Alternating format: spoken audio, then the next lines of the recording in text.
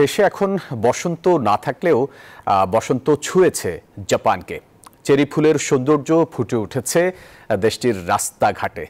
বসন্তের আগমনীতে ঐতিহ্যবাহী সাকুরা উৎসবে মেতেছে জাপানিরা।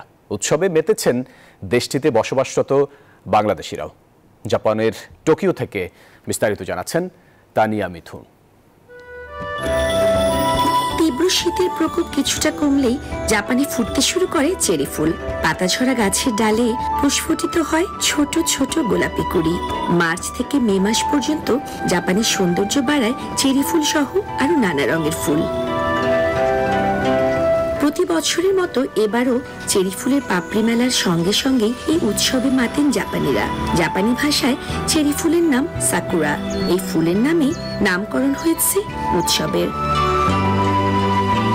বহু বছর ধরে জাপানে উদযাপিত হয়ে আসছে সাকুরা উৎসব। দেশটির ইতিহাস, শিল্প ও সংস্কৃতির অবিচ্ছেদ্য অংশ হয়ে উঠেছে এটি। তাই তো দেশটিতে বসবাসরত বাংলাদেশিরাও মেতে ওঠেন এই উৎসবে। টোকিওতে সুর আর ছন্দের জাদুতে প্রবাসী বাংলাদেশিরা করেন বাসন্তী বন্দনা।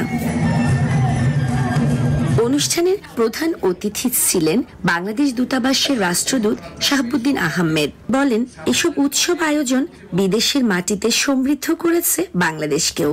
এক সময় এই বসন্ত পৃথিবীতে যেরকম আসলে প্রকৃতি সজীব হয়ে ওঠে, যে জীবনের চড়াই উতরাই এবং সংগ্রামের মাধ্যমে প্রতিকূলতাকে অতিক্রম করে এক সময় জীবনে অবশ্যই প্রত্যেকের জীবনে সোনালী দিন আসবে।